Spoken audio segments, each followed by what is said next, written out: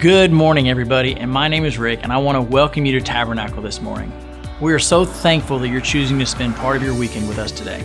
I'd like to take a few minutes and tell you about how you can get more connected to our family here at Tabernacle. You see, we have 8 core values, and core value number 6 says we desire to invest into the body of Christ.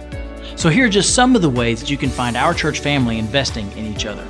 Starting next Sunday, we have a great way for you to connect to other families by joining what's called a life group. Life groups are a way for us to gather together outside of the church, in someone's home, and pour into each other by putting application to the weekly sermon message. Life groups are an incredible way to establish some amazing relationships that can offer you growth, support, and accountability. Best of all, there are quite a few groups to choose from right now, so finding one that suits you should be no problem. To find out more about life groups, check out the handout that's in your bulletin today, or visit the hub, which is right here behind me.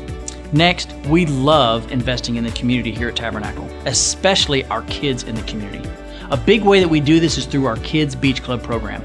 Kids Beach Club is an after-school program where we are actually allowed to teach the gospel in our public schools. We have not only seen kiddos, but entire families come to Christ through this awesome ministry. But we can't do it alone. Right now, we're gearing up to start our second full year, but we need more volunteers. Would you possibly consider giving up one afternoon per week to help make Jesus cool at school? You can find out all the details as far as what time, what campuses, or what dates, again, at the hub. And finally, another incredible way that you can invest in the community is by participating with us in BeChurch.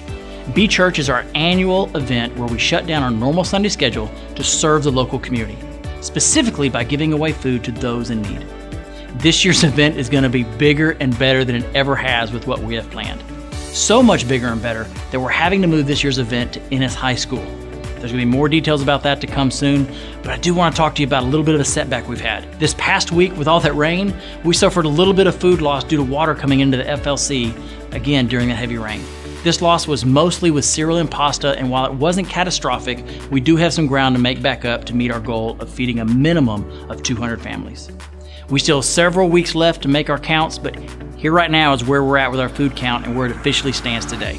So be sure to remember to throw an extra item or 2 in your cart this week and help us meet, if not exceed, these goals that we have for BeChurch. Thank you so much for listening, and that's all for this week of Tabernacle Talk.